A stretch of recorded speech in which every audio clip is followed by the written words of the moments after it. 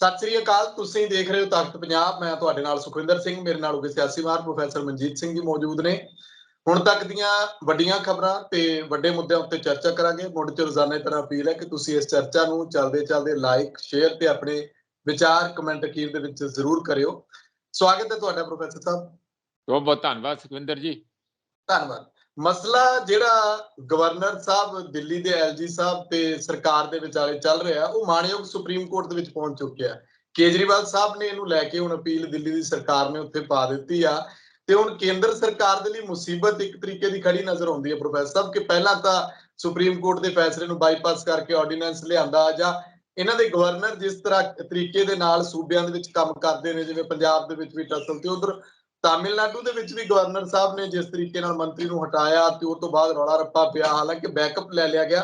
ਪਰ ਕਨਸੋਆਂ ਇਹ ਆ ਰਹੀਆਂ ਕਿ ਜੇ ਇਸੇ ਤਰ੍ਹਾਂ ਦਾ ਹਾਲ ਰਿਹਾ ਤੇ ਕੱਲ ਨੂੰ ਤਾਂ ਗਵਰਨਰ ਸਾਹਿਬ, ਜਿਵੇਂ ਤੁਸੀਂ ਇੱਕ ਵਾਰੀ ਕਿਹਾ ਸੀ ਕਿ ਹੱਟ ਪਿੱਛੇ ਮੈਂ ਹੀ ਮੁੱਖ ਮੰਤਰੀ ਹਾਂ। ਹਾਂ ਸੁਖਵਿੰਦਰ ਜੀ, ਜਿਹੜੀ ਇਹ ਕੇਜਰੀਵਾਲ ਜੀ ਅਪੀਲ ਪਾ ਰਹੇ ਆ, ਕਿ ਉਹ ਆਰਡੀਨੈਂਸ ਬਾਰੇ ਪਾ ਰਹੇ ਆ ਜਾਂ ਗਵਰਨਰਾਂ ਬਾਰੇ ਪਾ ਰਹੇ ਆ? ਉਹ ਅਪੀਲ ਜਿਹੜੀ ਹੈ, ਜਿਹੜਾ ਇਹਨਾਂ ਨੇ ਅਫਸਰਾਂ ਦੀਆਂ ਤਬਦੀਲੀਆਂ ਕਰਨ ਨੂੰ ਲੈ ਕੇ ਜੋ ਫੈਸਲਾ ਆਇਆ ਸੀ ਮਾਣਯੋਗ ਸੁਪਰੀਮ ਕੋਰਟ ਦਾ, ਇਹਨਾਂ ਨੂੰ ਪਾਵਰਾਂ ਦਿੱਤੀਆਂ ਸੀਗੀਆਂ ਤੇ ਉਹਨੂੰ ਲੈ ਕੇ ਕਿ ਉਸ ਆਰਡੀਨੈਂਸ ਦੇ ਖਿਲਾਫ ਜਿਹੜਾ ਇਹਨਾਂ ਨੇ ਐਲਜੀ ਸਾਹਿਬ ਨੂੰ ਅਧਿਕਾਰ ਦੇ ਦਿੱਤੇ ਨੇ। ਠੀਕ ਹੈ, ਉਹ ਦਿੱਲੀ ਦਾ ਮਾਮਲਾ ਆ। ਦੇਖੋ, ਗੱਲ ਬੜੀ ਸਾਫ਼ ਹੈਗੀ ਆ। ਇੰਡੀਆ ਦੇ ਵਿੱਚ ਇਸ ਕਿਸਮ ਦਾ ਮਾਹੌਲ ਪੈਦਾ ਕੀਤਾ ਜਾ ਰਿਹਾ ਕਿ ਇੱਥੇ ਇੱਕ ਬੰਦੇ ਨੂੰ ਹਾਰ ਸ਼ਿੰਗਾਰ ਕੇ, ਨਿਖਾਰ ਕੇ, ਗੰਗਾ ਨਵਾ ਕੇ, ਦੁੱਧ ਦੇ ਨਾਲ ਵੀ ਉਹਨੂੰ ਧੋਤਾ ਜਾਏ ਤੇ ਅਤਰ ਫਲੇਲ ਮਲ ਕੇ ਉਸ ਨੂੰ ਇੰਨਾ ਸ਼ਿੰਗਾਰਤਾ ਜਾਏ ਕਿ ਉਹ ਲੱਗੇ ਕਿ ਬੰਦਾ ਹੀ ਨਹੀਂ ਹੈ, ਰੱਬ ਦਾ ਹੀ ਰੂਪ ਆ।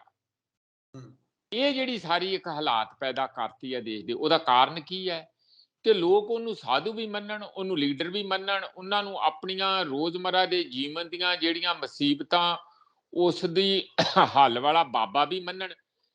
ਇਸ ਕਿਸਮ ਦਾ ਇੱਕ ਸਭ ਕਿਸਮ ਦੀ ਜਿਹੜੀ ਹੁੰਦੀ ਹੈ ਨਾ ਮੈਜਿਕ ਵੌਂਡ ਜਿਹਨੂੰ ਕਹਿੰਦੇ ਆ, ਇੱਕ ਜਾਦੂ ਦੀ ਛੜੀ, ਜਾਂ ਤੁਸੀਂ ਕਹਿ ਲਓ ਇਹੋ ਜਿਹੀ ਮੈਜਿਕ ਰਿੰਗ ਕਹਿੰਦੇ ਸੀ, ਉਹ ਬੰਦਾ ਇਹੋ ਜਿਹਾ ਹੋਊਗਾ, ਉਹਦੇ ਕੋਲ ਇਹੋ ਜਿਹੀ ਇੱਕ ਜਾਦੂ ਦੀ ਇੱਕ ਰਿੰਗ ਹੋਊਗੀ, ਉਹ ਐਂ ਕਰੂਗਾ ਤੇ ਸਾਰਿਆਂ ਦੇ ਮਸਲੇ ਜਿਹਦੇ ਆਇਆ ਕਰਨਗੇ ਹੱਲ ਹੋ ਜਾਊਗਾ।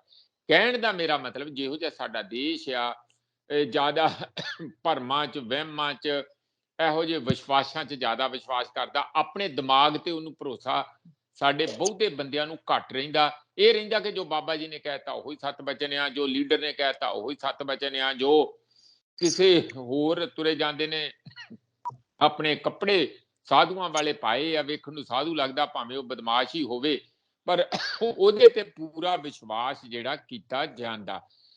ਉਸੇ ਤਰੀਕੇ ਨਾਲ ਬੰਦਾ ਜਿਹੜਾ ਆ ਇਹਨੂੰ ਕਹਿ ਰਹੇ ਆ, ਜਿਹੜੇ ਸਾਡੇ ਪ੍ਰਧਾਨ ਮੰਤਰੀ ਹੈ ਨਰਿੰਦਰ ਮੋਦੀ ਜੀ, ਉਹਨਾਂ ਨੂੰ ਤਿਆਰ ਕੀਤਾ ਜਾ ਰਿਹਾ। ਪਰ ਨਾਲੋਂ ਨਾਲ ਦੋ ਚਾਰ ਬੰਦੇ ਹੋਰ ਵੀ, ਜੇ ਬਾਈ ਚਾਂਸ ਖੁਦਾ ਨਾ ਖਾਸਤਾ ਇੱਕ ਬੰਦੇ ਦੇ ਕੋਈ ਅਚਾਨਕ ਕੋਈ ਇਹੋ ਜਿਹੀ ਅਣਹੋਣੀ ਹੋ ਜਾਏ ਉਹਨਾਂ ਦੇ ਕੈਰੀਅਰ ਤੇ ਜਾਂ ਕਿਸੇ ਤਰੀਕੇ ਦਾ, ਤਾਂ ਫਿਰ ਪਿੱਛੇ ਇੱਕ ਦੋ ਲਾਈਨ 'ਚ ਹੋਰ ਵੀ ਹੋਣੇ ਚਾਹੀਦੇ। ਜਿਸ ਤਰ੍ਹਾਂ ਹੁਣ ਯੋਗੀ ਆਦਿੱਤਿਆਨਾਥ ਹੈ, ਪਿੱਛੇ ਨਾਲੋਂ ਨਾਲ ਹੀ ਆ, ਕੋਈ ਗੱਲ ਨਹੀਂ। ਇਹ ਇੱਕ ਮਾਹੌਲ ਦਾ ਮਤਲਬ ਇਹ ਆ ਕਿ ਸਾਨੂੰ ਵੋਟਾਂ ਵਾਲੀ ਰਾਜਨੀਤੀ ਦੀ ਕੋਈ ਬਹੁਤੀ ਜ਼ਰੂਰਤ ਨਹੀਂ ਹੈ। ਇਹ ਬੋਝ ਆ, ਇਹ ਐਵੇਂ ਹੀ ਆ, ਐਵੇਂ ਲੋਕਾਂ ਨੂੰ ਤੰਗ ਕਰਦੇ ਆ। ਅਸੀਂ ਜਦ ਸਾਰੀ ਗੱਲ ਲੋਕਾਂ ਦੇ ਮਸਲੇ ਸੁਣਦੇ ਆ, ਹੱਲ ਕਰਦੇ ਆ, ਸਾਡੇ ਨਾਲ ਵਧੀਆ ਕੋਈ ਲੋਕ ਹੈ ਹੀ ਨਹੀਂ, ਨਾ ਪਾਰਟੀ ਤੇ ਨਾ ਬੰਦੇ ਤੇ ਨਾ ਲੀਡਰ, ਤੇ ਨਾ ਸਾਡੇ ਨਾਲ ਵਧੀਆ ਕੋਈ ਭਾਸ਼ਣ ਦੇ ਸਕਦਾ, ਤਾਂ ਫਿਰ ਐਵੇਂ ਤੁਸੀਂ ਆ ਕਦੀ ਸੂਬਿਆਂ ਦੀਆਂ ਗੱਲਾਂ ਕਰਦੇ ਆ, ਕਦੀ ਅਲੱਗ-ਅਲੱਗ ਸੱਭਿਆਚਾਰਾਂ ਦੀਆਂ ਗੱਲਾਂ ਕਰਦੇ ਆ, ਅਲੱਗ-ਅਲੱਗ ਆਦੀਵਾਸੀਆਂ ਦੀ ਗੱਲ ਕਰਦੇ ਆ, ਤੁਸੀਂ ਕਦੀ ਗੱਲ ਕਰਦੇ ਆ ਕਿ ਅਲੱਗ-ਅਲੱਗ ਧਰਮਾਂ ਦੀ ਗੱਲ ਕਰਦੇ ਆ, ਘੱਟ ਗਿਣਤੀਆਂ ਤੇ ਬਹੁ ਗਿਣਤੀਆਂ ਦੀ ਗੱਲ ਕਰਦੇ। ਇਹਦੀ ਕੀ ਲੋੜ ਆ, ਉਹ ਕਹਿੰਦੇ। ਇਸ ਲਈ ਇਸੇ ਕਰਕੇ ਉਹ UCC ਲਿਆਂਦਾ ਗਿਆ, ਇਸੇ ਕਰਕੇ ਹੀ ਲਗਾਤਾਰ ਇਹ ਜਿਹੜੇ ਨਵੇਂ ਕੇਂਦਰ ਦੀ ਸਰਕਾਰ ਵੱਲੋਂ ਸਿਖਾਲ ਕੇ ਪਿਆਦੇ ਗਵਰਨਰ ਭੇਜੇ ਗਏ ਆ। ਦੇਖੋ, ਸਾਡਾ ਇਹ ਤੇ ਗਵਰਨਰਾਂ ਦਾ ਅੰਗਰੇਜ਼ਾਂ ਦੇ ਵੇਲੇ ਤੋਂ ਰੋਲ ਤੇ ਇਹੀ ਸੀਗਾ ਸੁਖਵਿੰਦਰ ਜੀ, ਕਿ ਉਹ ਕੇਂਦਰ ਨੂੰ ਲਗਾਤਾਰ ਇਨਫੋਰਮ ਕਰਕੇ ਰੱਖਦੇ ਸੀ ਕਿ ਸੂਬੇ ਦੇ ਅੰਦਰ ਕੀ ਕੁਝ ਹੋ ਰਿਹਾ। ਜਿਵੇਂ ਕਿ ਅੰਬੈਸੀਆਂ 'ਚ ਹੁੰਦਾ, ਹਰ ਦੇਸ਼ ਦੀ ਅੰਬੈਸੀ ਜਾਂ ਉਹਨਾਂ ਦਾ ਕਾਂਸੂਲੇਟ ਉਹਨਾਂ ਨੂੰ ਉੱਥੋਂ ਇਨਫੋਰਮੇਸ਼ਨ ਲਗਾਤਾਰ ਭੇਜਦਾ ਕਿ ਇਸ ਦੇਸ਼ ਦੇ ਵਿੱਚ ਸਾਡੇ ਦੇਸ਼ ਬਾਰੇ ਜਾਂ ਦੂਜਿਆਂ ਦੇਸ਼ਾਂ ਬਾਰੇ ਆਹ ਕੁਝ ਕਿਹਾ ਜਾ ਰਿਹਾ, ਆਹ ਹਾਲਾਤ ਰਾਜਨੀਤਿਕ, ਸਮਾਜਿਕ ਤੇ ਆਰਥਿਕ ਹੈਗੇ ਆ। ਉਹੀ ਕੰਮ ਗਵਰਨਰਾਂ ਦਾ ਸੂਬਿਆਂ ਪ੍ਰਤੀ ਕੇਂਦਰ ਸਰਕਾਰ ਨੂੰ ਇਨਫੋਰਮੇਸ਼ਨ ਦੇਣਾ ਤੇ ਉੱਥੋਂ ਦੀ ਇਨਫੋਰਮੇਸ਼ਨ ਥੱਲੇ ਪਹੁੰਚਾਉਣਾ। ਇਹਨਾਂ ਦੀ ਆਪਣੇ ਆਪ 'ਚ ਜੁਰਤ ਥੋੜੀ ਹੈ ਕਿ ਕਦੀ ਕਿਸੇ ਨੂੰ ਉਤਾਰ ਚੜਾ ਕਰ ਦੇਣ, ਕਦੀ ਸੂਬੇ ਦੀਆਂ ਸਰਕਾਰਾਂ 'ਚ ਇੰਟਰਫੀਅਰ ਕਰ ਦੇਣ। ਇਹ ਤੇ ਬਿਲਕੁਲ ਜਿਹਨੂੰ ਕਹਿੰਦੇ ਨਾ ਖਾਨਿਓ ਹੀ ਗਈ, ਜਦੋਂ ਸਿਰੇ ਹੀ ਲਾਤੀ ਆ ਕਹਾਣੀ। ਤਾਮਿਲਨਾਡੂ ਦੇ ਗਵਰਨਰ ਸਾਹਿਬ ਨੇ, ਉਹਨਾਂ ਨੇ ਕੀ ਕੀਤਾ ਕਿ ਉੱਥੋਂ ਦਾ ਬਿਜਲੀ ਮਹਿਕਮੇ ਦੇ ਜਿਹੜੇ ਮੰਤਰੀ ਹੈਗੇ ਸੈਂਥਿਲ ਬਾਲਾ ਜੀ, ਉਹ ਕਹਿੰਦੇ ਜੀ ਉਹਨਾਂ ਨੂੰ ਬਰਖਾਸਤ ਕੀਤਾ। ਫਿਰ ਉਹਨਾਂ ਨੇ ਕਿਹਾ ਹੋਣਾ ਕਿ ਦੇਖੋ ਜੀ, ਜਿਹੜੇ ਕੰਮ ਲਈ ਭੇਜਿਆ ਮੈਂ ਲਾਤਾ ਸਿਰੇ, ਮੈਂ ਇਹਨਾਂ ਨੂੰ ਸਮਝਦਾ ਹੀ ਕੁਛ ਨਹੀਂ, ਮੈਂ ਆਪੇ ਆਪਣੇ ਚੀਫ ਮਿਨਿਸਟਰ ਨੂੰ ਕੱਲ ਨੂੰ ਕਰ ਦੂੰਗਾ ਜੇ ਕਹੋ ਤੇ। ਉਹਨਾਂ ਨੇ ਕਿਹਾ ਭਰਾਵਾ ਹਾਂ ਤੂੰ ਬੜਾ ਕੰਮ ਗਲਤ ਕਰਤਾ ਹੀ, ਇਹ ਤੇ ਸਾਨੂੰ ਮਹਿੰਗਾ ਪੈ ਜਾਊਗਾ, ਅਸੀਂ ਤੇ ਰਾਜਨੀਤੀ ਕਰ ਰਹੇ ਹਾਂ। ਅਸੀਂ ਤੇ ਇੱਕ ਨਵੀਂ ਕਿਸਮ ਦਾ ਰਾਜਨੀਤਿਕ ਦੇਸ਼ ਦੇ ਅੰਦਰ ਪ੍ਰੈਜ਼ੀਡੈਂਸ਼ੀਅਲ ਫਾਰਮ ਆਫ ਗਵਰਨਮੈਂਟ ਦਾ ਮਾਹੌਲ ਹੌਲੀ ਹੌਲੀ ਲੋਕਾਂ ਕੋਲ ਬਣਾਉਣਾ, ਜਿਵੇਂ ਅਮਰੀਕਾ ਦਾ ਪ੍ਰੈਜ਼ੀਡੈਂਸ਼ੀਅਲ ਫਾਰਮ ਆ। ਇਹ ਬੜੀ ਦੇਰ ਦੀ ਇਹਨਾਂ ਦੀ ਤਮੰਨਾ ਆ, ਇੱਕ ਹਿੰਦੂ ਰਾਸ਼ਟਰ ਦੀ ਤਮੰਨਾ ਆ, ਇੱਕ ਇਹ ਸੰਵਿਧਾਨ ਤੋਂ ਮੁਕਤੀ ਪਾ ਕੇ ਪ੍ਰੈਜ਼ੀਡੈਂਸ਼ੀਅਲ ਫਾਰਮ ਆਫ ਗਵਰਨਮੈਂਟ ਬਣਾਉਣ ਦੀ ਤਮੰਨਾ ਆ। ਇਹ ਸਾਰੀਆਂ ਹੌਲੀ ਹੌਲੀ ਕਦਮ ਬਾ ਕਦਮ ਉਧਰ ਨੂੰ ਅੱਗੇ ਵਧ ਰਹੇ ਆ। ਉਸੇ ਵੱਲ ਨੂੰ ਇਹ ਇੱਕ ਕਦਮ ਹੈ ਕਿ ਸੂਬਿਆਂ ਦੇ ਵਿੱਚ, ਸੂਬਿਆਂ ਦੀਆਂ ਚੁਣੀਆਂ ਹੋਈਆਂ ਸਰਕਾਰਾਂ ਦੇ ਵਿੱਚ ਦਖਲ ਅੰਦਾਜ਼ੀ ਗਵਰਨਰਾਂ ਰਾਹੀਂ ਵੱਡੇ ਪੱਧਰ ਤੇ ਕਰਵਾਉਣੀ। ਫਿਰ ਹੋਇਆ ਇੰਜ ਸੁਖਵਿੰਦਰ ਕਿ ਜਦੋਂ ਕੇਂਦਰ ਨੇ ਕਿਹਾ ਕਿ ਇਹ ਤੇ ਮਹਿੰਗਾ ਪੈ ਸਕਦਾ ਸੌਦਾ, ਉਹਨੇ ਅਬੇਂਸ ਮਤਲਬ ਉਹਨੂੰ ਸਸਪੈਂਡ ਕਰਤਾ ਆਪਣੇ ਹੀ ਫੈਸਲੇ ਨੂੰ 5 ਘੰਟਿਆਂ ਦੇ ਅੰਦਰ। ਪਰ ਅੱਗ ਤੇ ਲਾ ਹੀ ਦਿੱਤੀ, ਪਸੂੜੀ ਤੇ ਪੈ ਹੀ ਗਈ। ਲੈ ਇਹ ਤੇ ਫਿਰ ਹੁਣ ਸਿੱਧਾ ਹੀ ਸਿੱਧਾ ਜਾਣੀ ਦੁੱਧ ਘਿਓ ਦੀਆਂ ਨਾਲਾਂ, ਸੱਤੋ ਮਾਈ ਦੀਆਂ ਗਾਲਾਂ, ਉਸ ਕਿਸਮ ਦਾ ਇਹ ਤੇ ਦੁੱਧ ਘਿਓ ਮਿਲ ਗਿਆ ਭਗਵੰਤ ਮਾਨ ਨੂੰ, ਫਿਰ ਮਲਵਿੰਦਰ ਸਿੰਘ ਕੰਗ ਨੂੰ, ਜਿਹੜੇ ਚੀਫ ਸਪੋਕਸ ਪਰਸਨ ਆ, ਹੋਰ ਦੇ ਤੇਰੇ ਦੀ ਲਾਲਾ ਲਾਲਾ ਲਾਲਾ ਲੱਗੇ ਹੋਇਆ ਵੀ। ਦੇਖਿਆ, ਅਸੀਂ ਤੇ ਪਹਿਲਾਂ ਹੀ ਕਹਿੰਦੇ ਸੀ ਬਨਵਾਰੀ ਲਾਲ ਪੁਰੋਹਿਤ ਸਾਡੇ ਨਾਲ ਧੱਕਾ ਕਰ ਰਹੇ ਆ, ਚੁਣੀ ਹੋਈ ਸਰਕਾਰ ਨੂੰ ਸਮਝਦੇ ਕੁਛ ਨਹੀਂ, ਸਾਡੇ ਨਾਲ ਆਡਾ ਲਾ ਕੇ ਰੱਖਦੇ ਆ। ਉਹ ਦੇਖ ਲਓ, ਉਹਨੇ ਵੀ ਇੰਜ ਕਰਤਾ, ਹੋਰਨਾਂ ਦੇ ਵੀ ਨਾਂ ਨਾਲ ਆ ਜਾਂਦੇ ਆ, ਕੇਰਲਾ ਵਾਲੇ ਦਾ ਆ ਜਾਂਦਾ, ਫਿਰ ਇਸੇ ਤਰੀਕੇ ਨਾਲ ਪੱਛਮੀ ਬੰਗਾਲ ਵਾਲੇ। ਧਨਖੜ ਸਾਹਿਬ ਨੂੰ ਤੇ ਫਿਰ ਪ੍ਰਮੋਸ਼ਨ ਕਰਤੀ ਨਾ, ਉਹਨਾਂ ਨੂੰ ਵਾਈਸ ਪ੍ਰੈਜ਼ੀਡੈਂਟ ਬਣਾਤਾ, ਉਹ ਵੀ ਉੱਥੇ ਪੰਗੇ ਲੈਂਦੇ ਸੀ ਇਸੇ ਕਿਸਮ ਦੇ। ਸੋ ਸੁਖਵਿੰਦਰ, ਇਹ ਜੋ ਹੋ ਰਿਹਾ ਦੇਸ਼ ਦੇ ਅੰਦਰ, ਇਸ ਦੀ ਜੇ ਮੂਲ ਰੂਪ ਦੇ ਵਿੱਚ ਸਾਰੰਸ਼ ਨੂੰ ਸਮਝੀਏ ਕਿ ਦੇਸ਼ ਅੰਦਰੋਂ ਹੌਲੀ ਹੌਲੀ ਲੋਕਤੰਤਰਕ ਪ੍ਰਣਾਲੀ ਜਾਂ ਜਿਹੜੀ ਲੋਕ ਰਾਏ ਦੀ ਸਰਕਾਰ ਹੈਗੀ ਆ ਉਹਨੂੰ ਖਤਮ ਕਰਨਾ, ਤੇ ਇੱਕ ਆਪਣੀ ਮਨਮਰਜ਼ੀ ਦੀ ਤੌਰ ਤੇ ਦੇਸ਼ ਦੇ ਅੰਦਰ ਸੱਤਾ ਤੇ ਕਾਬਜ ਹੋ ਕੇ ਕਿਵੇਂ ਇੱਥੇ ਦੀ ਸੱਤਾ ਨੂੰ ਚਲਾਉਣਾ ਆ, ਉਧਰ ਨੂੰ ਕਦਮ ਵੱਧ ਰਹੇ ਆ, ਜਿਹਦੀ ਇੱਕ ਫਾਰਮ ਇਹ ਹੋ ਸਕਦੀ ਹੈ ਕਿ ਇੱਥੇ ਪ੍ਰੈਜ਼ੀਡੈਂਸ਼ੀਅਲ ਫਾਰਮ ਗਵਰਨਮੈਂਟ ਦੀ, ਜਿਵੇਂ ਅਮਰੀਕਾ ਦੇ ਵਿੱਚ ਹੈ, ਉਹੋ ਜੀ ਲਿਆਂਦੀ ਜਾ ਸਕਦੀ ਹੈ। ਹਾਂਜੀ, ਪਰ ਪ੍ਰੋਫੈਸਰ ਇੱਥੇ ਸਵਾਲ ਇਹ ਹੈ ਕਿ ਚਲੋ ਠੀਕ ਹੈ, ਗਵਰਨਰ ਸਾਹਿਬ ਨੇ ਜਿਸ ਤਰੀਕੇ ਨਾਲ ਕੀਤਾ ਉਹਨੂੰ ਗੈਰ ਸੰਵਿਧਾਨਕ ਕਿਹਾ ਜਾ ਸਕਦਾ, ਜਿਸ ਤਰੀਕੇ ਨਾਲ ਸੂਬਿਆਂ ਦੇ ਵਿੱਚ ਦਖਲਅੰਦਾਜ਼ੀ ਹੁੰਦੀ ਹੈ। ਵਿਰੋਧੀ ਪਾਰਟੀਆਂ ਵੀ ਭੱਜ ਜਾਂਦੀਆਂ ਨੇ ਜਦੋਂ ਕੋਈ ਮਸਲਾ ਹੋ ਜੇ ਕਿ ਜੀ ਚਲੋ ਗਵਰਨਰ ਸਾਹਿਬ ਦੇ ਕੋਲੇ, ਗਵਰਨਰ ਸਾਹਿਬ ਇੱਥੇ ਦੇ ਪੰਜਾਬ ਦੇ ਵਿੱਚ ਜਾਂ ਸੂਬਿਆਂ ਦੇ ਵਿੱਚ ਤਾਂ ਮਾਹੌਲ ਹੀ ਚੰਗਾ ਨਹੀਂ ਹੈਗਾ, ਤੁਸੀਂ ਰਾਸ਼ਟਰਪਤੀ ਰਾਜ ਲਾ ਦਿਓ, ਜਾਂ ਇਹੋ ਜਿਹੀ ਤਵੱਕੋ ਕਰ ਦਿੱਤੀ ਜਾਂਦੀ ਹੈ ਕਿ ਜੀ ਇਹਨਾਂ ਤੋਂ ਨਹੀਂ ਪੰਜਾਬ ਸੰਭਲਦਾ, ਜਾਂ ਇਹਨਾਂ ਤੋਂ ਦੇਸ਼ ਦੇ ਵੱਖ-ਵੱਖ ਸੂਬਿਆਂ ਜਿੱਥੇ ਸਰਕਾਰਾਂ ਨੇ ਉਹਨਾਂ ਤੋਂ ਸਰਕਾਰਾਂ। ਮੈਂ ਜਿਹੜਾ ਤਾਮਿਲਨਾਡੂ ਵਾਲਾ ਕੇਸ ਹੈ ਇਹਨੂੰ ਪੜ੍ਹ ਰਿਹਾ ਸੀਗਾ ਕਿ ਇਹਦੇ ਵਿੱਚ ਗਵਰਨਰ ਸਾਹਿਬ ਨੇ ਮੰਤਰੀ ਨੂੰ ਤਾਂ ਹਟਾਇਆ, ਠੀਕ ਹੈ ਗੈਰ ਸੰਵਿਧਾਨਕ ਹੋ ਸਕਦਾ ਹੈ, ਪਰ ਜਿਹੜੇ ਇਲਜ਼ਾਮ ਲੱਗੇ ਨੇ ਕਿ ਜੀ ਉਹ ਜੇਲ੍ਹ ਦੇ ਅੰਦਰ ਨੇ, ਉਹਨਾਂ ਤੇ ਪੈਸੇ ਲੈਣ ਦੇ ਜਾਂ ਮਨੀ ਲਾਂਡਰਿੰਗ ਦੇ ਇਲਜ਼ਾਮ ਲੱਗੇ ਨੇ, ਜੇ ਇਸ ਤਰ੍ਹਾਂ ਕਿਸੇ ਤੇ ਇਲਜ਼ਾਮ ਲੱਗਦੇ ਨੇ ਕਿ ਨੈਤਿਕਤਾ ਦੇ ਆਧਾਰ ਤੇ ਉੱਤੇ ਅਸਤੀਫਾ ਦੇਣਾ ਨਹੀਂ ਬਣਦਾ, ਜਾਂ ਫਿਰ ਮੁੱਖ ਮੰਤਰੀ ਸਾਹਿਬ ਦੀ ਉੱਤੇ ਭੂਮਿਕਾ ਕੀ ਬਣਦੀ ਹੈ? ਜਿਵੇਂ ਆਪਣੇ ਪੰਜਾਬ 'ਚ ਫੌਜਾ ਸਿੰਘ ਸਰਾਰੀ ਦਾ ਮਸਲਾ ਉੱਠਿਆ, ਵਿਜੇ ਸਿੰਗਲਾ ਦਾ ਮਸਲਾ ਉੱਠਿਆ, ਠੀਕ ਹੈ ਉਹ ਕੀਤਾ ਇਹਨਾਂ ਨੇ, ਪਰ ਇੱਕ ਬਹੁਤ ਵੱਡਾ ਪ੍ਰੈਸ਼ਰ ਵੀ ਰਿਹਾ ਫੌਜਾ ਸਿੰਘ ਸਰਾਰੀ ਦੇ ਵੇਲੇ, ਉਸ ਤੋਂ ਬਾਅਦ ਅਸਤੀਫਾ ਲਿਆ ਗਿਆ। ਤੇ ਹੁਣ ਜਦੋਂ ਮੰਤਰੀ ਕਟਾਰੂ ਚੱਕ ਦਾ ਮਾਮਲਾ ਆਉਂਦਾ ਹੈ, ਇਸ ਮਾਮਲੇ ਦੇ ਵਿੱਚ ਸਾਰਾ ਕੁਝ ਹਾਂ ਜਨਤਕ ਨਹੀਂ ਹੈਗਾ, ਪਰ ਗਵਰਨਰ ਸਾਹਿਬ ਨੇ ਦੇਖਿਆ ਉਹ ਵਾਰ-ਵਾਰ ਜਵਾਬ ਮੰਗ ਰਹੇ ਨੇ, ਪਰ ਮੁੱਖ ਮੰਤਰੀ ਸਾਹਿਬ ਲਵ ਲੈਟਰ ਕਹਿ ਕੇ ਟਾਲ ਦਿੰਦੇ ਨੇ। ਕੀ ਸੂਬਿਆਂ ਦੇ ਵਿੱਚ ਇਸ ਤਰੀਕੇ ਨਾਲ ਨਹੀਂ ਹੋਣਾ ਚਾਹੀਦਾ ਕਿ ਇੱਕ ਨੈਤਿਕਤਾ ਵੀ ਹੋਣੀ ਚਾਹੀਦੀ ਹੈ ਕਿਸੇ 'ਚ? ਕਿਹੜੀ ਗੱਲ ਕਰਦੇ ਆ? ਇਮਾਨਦਾਰੀ, ਪਾਰਦਰਸ਼ਤਾ, ਨੈਤਿਕਤਾ, ਲੋਕਾਂ ਲਈ ਕੰਮ ਕਰਨ ਲਈ ਪ੍ਰਤੀਬੱਧਤਾ, ਇਹ ਸ਼ਬਦ ਹੀ ਨਹੀਂ ਹੈਗੇ ਇਹਨਾਂ ਦੀ। ਰਾਜਨੀਤੀ, ਸਾਡੇ ਰਾਜਨੀਤੀ ਦੀ ਤੇ ਪਾਰਟੀਆਂ ਦੀ ਡਿਕਸ਼ਨਰੀ 'ਚ ਇਹ ਸ਼ਬਦ ਹੈ ਹੀ ਨਹੀਂ, ਤੇ ਫਿਰ ਹੋਣਾ ਕਿੱਥੋਂ ਆ? ਇਹ ਕੰਮ ਕਿੱਥੋਂ ਹੋਣਾ? ਤੁਸੀਂ ਭੋਲੀਆਂ ਗੱਲਾਂ ਨਾ ਕਰੋ। ਇੱਥੇ ਤੇ ਧੜੱਲੇ ਨਾਲ ਕਿਹੜਾ ਵੱਧ ਝੂਠ ਬੋਲ ਸਕਦਾ, ਕਿਹੜਾ ਲੋਕਾਂ ਨੂੰ ਚਿੱਤ ਕਰ ਸਕਦਾ, ਕਿਹੜਾ ਦਬਕੇ ਮਾਰ ਸਕਦਾ, ਕਿਹੜਾ ਪੁਲਿਸ ਦਾ ਡਾਂਗ ਸੋਟਾ ਚਲਾ ਸਕਦਾ, ਕਿਹੜਾ ਲੋਕਾਂ ਨੂੰ ਟੈਂਕੀਆਂ ਤੇ ਚੜਾ ਸਕਦਾ, ਇਹ ਲੋਕਾਂ ਦੀ ਇਸ ਕਿਸਮ ਦੀ ਰਾਜਨੀਤੀ ਹੈਗੀ ਆ, ਉਹੋ ਹੀ ਚੱਲਣੀ ਹੈ। ਪਰ ਮੈਂ ਇਹ ਗੱਲ ਤੁਹਾਡੀ ਦਾ ਪਹਿਲੀ ਦਾ ਜਵਾਬ ਜ਼ਰੂਰ ਦੇਣਾ ਚਾਹੁੰਦਾ, ਉਹ ਇਹ ਕਿ ਜੇ ਸੱਚੀ ਮੁੱਚੀ ਉਹ ਆਦਮੀ ਇੰਨਾ ਬਦਨਾਮ ਆ, ਤੇ 2 ਧਿਰਾਂ ਉੱਥੇ ਹੈਗੀਆਂ ਤਾਮਿਲਨਾਡੂ 'ਚ ਜਿਨ੍ਹਾਂ ਨੂੰ ਉਹਦੇ ਕੋਲੋਂ ਤੁਰੰਤ ਅਸਤੀਫਾ ਲੈਣਾ ਚਾਹੀਦਾ। ਇੱਕ ਤੇ ਵਿਰੋਧੀ ਪਾਰਟੀਆਂ ਨੂੰ ਵੱਡੇ ਪੱਧਰ ਤੇ ਜਿਹਾਦ ਖੜਾ ਕਰਨਾ ਚਾਹੀਦਾ। ਭਾਈ ਇਹ ਬੰਦਾ ਇਸ ਤਰੀਕੇ ਨਾਲ ਆ, ਤੇ ਇਸ ਗੱਲ ਲਈ ਉੱਥੋਂ ਦੇ ਗਵਰਨਰ ਵੀ ਵਿਰੋਧੀ ਪਾਰਟੀਆਂ ਨੂੰ ਸ਼ਹਿ ਦੇ ਸਕਦੇ ਆ, ਭਾਈ ਤਕੜੇ ਹੋ ਜਾਓ ਤੁਸੀਂ। ਹੁਣ ਮੈਂ ਜਾਣਦਾ ਹਾਂ, ਸਾਨੂੰ ਪੰਜਾਬ ਦਾ ਗਵਰਨਰ ਇੱਕ ਵਾਰੀ ਅਸੀਂ ਜਦੋਂ ਮਿਲੇ ਸੀਗੇ, ਤੇ ਜਦੋਂ ਸਟੂਡੈਂਟ ਲੀਡਰ ਹੁੰਦੇ ਸੀਗੇ ਜਾਂ ਅਸੀਂ ਟ੍ਰੇਡ ਯੂਨੀਅਨ ਲੀਡਰ ਹੁੰਦੇ ਸੀ, ਟੀਚਰ ਲੀਡਰ ਹੁੰਦੇ ਸੀ, ਤੇ ਉਹ ਕਈ ਵਾਰੀ ਇਹੋ ਜਿਹਾ ਰਾਜਨੀਤਿਕ ਲੋਕਾਂ ਤੋਂ ਬਦਲਾ ਲੈਣ ਲਈ ਹੌਲੀ ਜੀ ਆਪਣੀ ਕੰਨ 'ਚ ਗੱਲ ਪਾ ਦਿੰਦੇ ਸੀ ਵੀ ਇੰਜ ਕਰੋ। ਇਹ ਮੇਰੀ ਆਪਣੀ ਦੇਖਣ ਤੇ ਸੁਣਨ ਦੀਆਂ ਗੱਲਾਂ। ਉਹ ਵੀ ਉੱਥੇ ਇਹੋ ਜਿਹੀ ਰਾਜਨੀਤੀ ਕਰ ਸਕਦੇ ਆ, ਚੁੱਪ ਕਰਕੇ ਆਪਣੀ ਗੁਗਲੀ ਕਿਸੇ ਨੂੰ ਫੜਾ ਕੇ ਆਪਣਾ ਕੰਮ ਸ਼ੁਰੂ ਕਰ ਦੇਣ, ਪਰ ਆਪ ਹੀ ਕਰ ਲੈਣ ਵੀ ਲਿਆ ਮੈਂ ਤੇਰੇ ਨਾਲੋਂ ਜ਼ਿਆਦਾ ਸਿਆਣਾ। ਉਹ ਤੇ ਕਿਸੇ ਵੀ ਤਰੀਕੇ ਨਾਲ ਉਹਦੇ ਪੁੱਠਾ ਪੈ ਗਿਆ, ਉਹ ਪੈਣਾ ਵੀ ਚਾਹੀਦਾ। ਇਹ ਤਰੀਕਾ ਹੀ ਨਹੀਂ ਹੈਗਾ। ਜਾਂ ਆਮ ਜਨਤਾ ਜਨਾਰਦਨ ਉੱਥੇ ਬਥੇਰੀ ਆ, ਪਾਰਟੀਆਂ ਨੂੰ ਵੀ ਛੱਡ ਲਓ, ਉਹ ਕਹਿਣਗੇ ਸਾਡੇ ਨਾਲ ਇਹ ਬੰਦਾ ਧੱਕਾ ਕਰਦਾ, ਇਸ ਦਾ ਅਸਤੀਫਾ ਹਰ ਹਾਲਤ 5 ਦਿਨਾਂ ਦੇ ਅੰਦਰ ਅੰਦਰ ਹੋਣਾ ਚਾਹੀਦਾ, ਨਹੀਂ ਤੇ ਅਸੀਂ ਇੱਥੇ ਭੁੱਖ ਹੜਤਾਲ ਕਰਾਂਗੇ ਜਾਂ ਮਰਨ ਵਰਤ ਰੱਖਾਂਗੇ। ਜਨਤਾ ਕਰੇ, ਜਿਨ੍ਹਾਂ ਨੇ ਚੁਣਿਆ ਉਹਨਾਂ ਨੂੰ, ਉਹੋ ਹੀ ਉਹਨਾਂ ਨੂੰ ਵਾਪਸ ਲਾਉਣਾ ਜਾਂ ਉਹਨਾਂ ਨੂੰ ਬਰਤਰਫ ਕਰਨਾ ਜਾਂ ਉਹਨਾਂ ਨੂੰ ਬਰਖਾਸਤ ਕਰਨਾ, ਸਾਰਾ ਕੁਝ ਕਰਨ। ਪਰ ਇਹ ਗਵਰਨਰ ਆਪਣੇ ਹੱਥ 'ਚ ਸਾਰੀ ਸ਼ਕਤੀ ਲੈ ਲੇ, ਇਹਦਾ ਤੇ ਫਿਰ ਇਹ ਹੋਊਗਾ ਕਿ ਫਿਰ ਸਰਕਾਰਾਂ ਗਵਰਨਰ ਚਲਾਉਣਗੇ, ਚੀਫ ਮਿਨਿਸਟਰ ਨਹੀਂ ਚਲਾ ਸਕਦਾ। ਅੱਗੇ ਇੱਕ ਹੋਰ ਮਸਲਾ ਜਿਹੜਾ ਕੇਂਦਰ ਤੇ ਸੂਬੇ ਦੇ ਦਰਮਿਆਨ ਜਿਵੇਂ ਫਸਿਆ ਹੋਇਆ ਕਿ ਸਿੱਖ ਗੁਰਦੁਆਰਾ ਐਕਟ ਨੂੰ ਲੈ ਕੇ ਪੰਜਾਬ ਸਰਕਾਰ ਨੇ ਭਾਵੇਂ ਬਿੱਲ ਜਿਹੜਾ ਉਹਨਾਂ ਮਤਾ ਜਿਹੜਾ ਪਾਇਆ ਸੀਗਾ ਉਹ ਰਾਜਪਾਲ ਸਾਹਿਬ ਨੂੰ ਭੇਜਿਆ ਆ, ਪਰ ਇੱਧਰ ਜਾਂਦੇ ਜਾਂਦੇ ਪੰਜਾਬ ਦੇ ਮੁੱਖ ਸਕੱਤਰ ਵੀਕੇ ਜੰਜੂਆ ਜੋ ਹੁਣ ਸਾਬਕਾ ਮੁੱਖ ਸਕੱਤਰ ਹੋ ਚੁੱਕੇ ਨੇ, ਉਹਨਾਂ ਨੇ ਇਹ ਗੱਲ ਇੰਟਰਵਿਊ ਦੇ ਵਿੱਚ ਕਹੀ ਹੈ ਇੱਕ ਚੈਨਲ ਨੂੰ ਕਿ ਜੀ ਜਿਹੜਾ ਸਿੱਖ ਗੁਰਦੁਆਰਾ ਐਕਟ ਹੈ ਉਹ ਇੱਕ ਸਟੇਟ ਐਕਟ ਹੈ। ਸ਼੍ਰੋਮਣੀ ਗੁਰਦੁਆਰਾ ਪ੍ਰਬੰਧਕ ਕਮੇਟੀ ਤਾਂ ਅੱਗੇ ਇਸ ਮਸਲੇ ਨੂੰ ਰਾਜਪਾਲ ਸਾਹਿਬ ਦੇ ਜ਼ਰੀਏ ਅੱਗੇ ਗ੍ਰਹਿ ਮੰਤਰੀ ਸਾਹਿਬ ਤੇ ਰਾਸ਼ਟਰਪਤੀ ਸਾਹਿਬ ਤੱਕ ਲਿਜਾਣਾ ਚਾਹੁੰਦੀ ਹੈ ਕਿ ਇਹਦੇ ਨਾਲ ਇੱਕ ਹੋਰ ਨਵੇਂ ਤਰੀਕੇ ਦਾ ਵਿਵਾਦ ਨਹੀਂ ਖੜਾ ਹੋਏਗਾ, ਕਿਉਂਕਿ ਗੱਲ ਤਾਂ ਸਾਰੀ ਇਹ ਠੀਕ ਹੈ ਸਟੇਟ ਐਕਟ ਹੈ ਜਾਂ ਨਹੀਂ ਆ, ਇਹ ਕਾਨੂੰਨ ਦੱਸ ਸਕਦਾ ਹੈ। ਪਰ ਜਦੋਂ ਦਖਲਅੰਦਾਜ਼ੀ ਦੀ ਗੱਲ ਆਉਂਦੀ ਹੈ ਕਿ ਕਿਸੇ ਧਾਰਮਿਕ ਸਥਾਨ 'ਚ ਜਾਂ ਗੁਰਧਾਮਾਂ ਤੇ ਦਖਲਅੰਦਾਜ਼ੀ ਹੈ ਸਰਕਾਰ ਦੀ, ਤਾਂ ਉਹਨੂੰ ਲੈ ਕੇ ਬਹੁਤ ਤਰ੍ਹਾਂ ਦੇ ਸਵਾਲ ਉੱਠਦੇ ਨੇ। ਸੁਖਵਿੰਦਰ, ਇਹ ਨਾ ਸਾਡੇ, ਤੁਸੀਂ ਹੁਣੇ ਪਹਿਲਾਂ ਗੱਲ ਕਹਿ ਕੇ ਹਟੇ ਆ ਨਾ, ਮੋਰਲ ਦਿਆਨਤਦਾਰੀ, ਤੇ ਕੀ ਉਹਨਾਂ ਨੂੰ ਆਪ ਸ਼ਰਮਿੰਦੇ ਹੋ ਕੇ ਨਹੀਂ ਛੱਡ ਦੇਣਾ ਚਾਹੀਦਾ?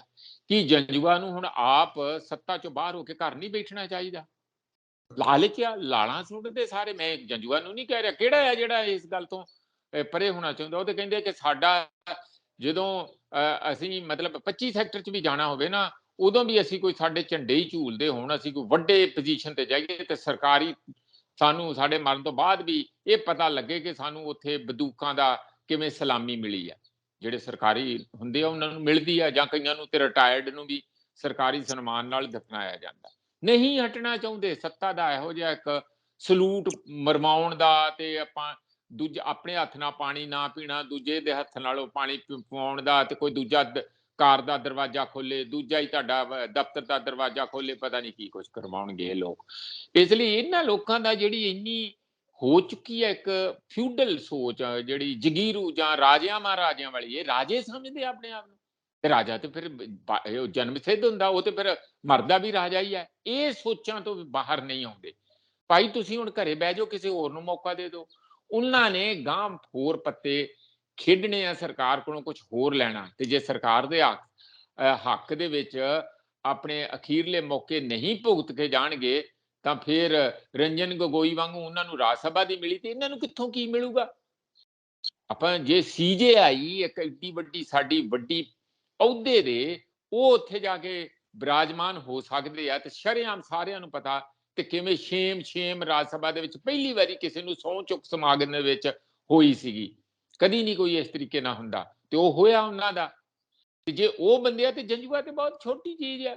ਠੀਕ ਹੈ ਚੀਫ ਸੈਕਟਰੀ ਹੋਣਗੇ, ਪਰ ਉਹ ਆਪਣਾ ਅਗਲੀ ਜਿਹੜੀ ਮਲਾਈ ਖਾਣੀ ਆ ਉਹਦੇ ਲਈ ਜਿਹੜਾ ਤਿਆਰੀ ਕਰ ਰਹੇ ਆ, ਉਹਦੇ ਲਈ ਆਪਣਾ ਮੂੰਹ ਠੀਕ ਠਾਕ ਜਿਹੜਾ ਉਹਦੇ 'ਚ ਰਸੀਲਾ ਹੋ ਰਿਹਾ ਆ, ਤਾਂ ਕਿ ਸਰਕਾਰ ਨੂੰ ਇਸ ਤਰੀਕੇ ਦੀ ਸ਼ਾਬਾਸ਼ੇ ਦਿਓ ਕਿ ਬੱਲੇ ਇਹ ਹੋ ਸਕਦਾ, ਕਿਉਂ ਨਹੀਂ ਹੋ ਸਕਦਾ, ਅਸੀਂ ਬਣਾਇਆ।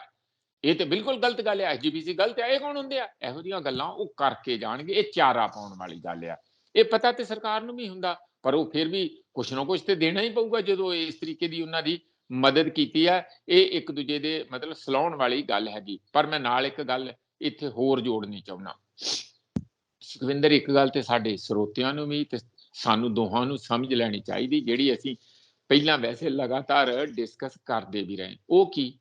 ਅਸੀਂ ਕਹਿੰਦੇ ਆ ਕਿ ਜਿਹੜੀ ਰਾਜਨੀਤਿਕ ਧੁਨੀ ਹੈ ਅੰਦਰਲੀ ਜਿਹੜੀ ਗੁਲੀ ਹੈ ਰਾਜਨੀਤੀ ਦੀ, ਕੇਜਰੀਵਾਲ ਦੀ ਤੇ ਨਰਿੰਦਰ ਮੋਦੀ ਦੀ ਰਾਜਨੀਤੀ 'ਚ ਕੋਈ ਫਰਕ ਨਹੀਂ। ਉਹ ਉਹਦੇ ਤੋਂ ਵੱਧ ਆ, ਉਹ ਉਹਦੇ ਤੋਂ ਵੱਧ ਆ, ਤੇ ਇਹਨਾਂ ਦਾ ਮੁਕਾਬਲਾ ਇਹੀ ਹੈ। ਉਹ ਕਹਿੰਦਾ ਮੈਂ ਜ਼ਿਆਦਾ ਡਿਕਟੇਟਰ ਆ, ਉਹ ਕਹਿੰਦਾ ਤੂੰ ਹੁੰਦਾ ਕੌਣ ਹੈ, ਮੈਂ ਤੇ ਡਿਕਟੇਟਰਾਂ ਦਾ ਵੀ ਡਿਕਟੇਟਰ ਆ।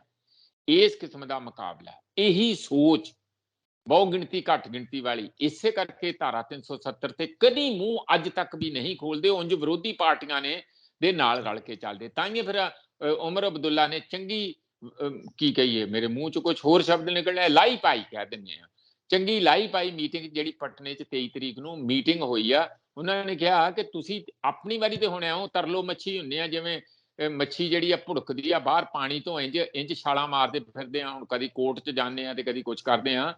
ਜਦੋਂ ਸਾਡੇ ਨਾਲ ਏਡਾ ਧੱਕਾ ਹੋਇਆ ਸੀ, ਉਦੋਂ ਤੁਸੀਂ ਵੋਟ ਉਹਦੇ ਹੱਕ 'ਚ ਪਾਈ ਧੱਕੇ ਦੇ।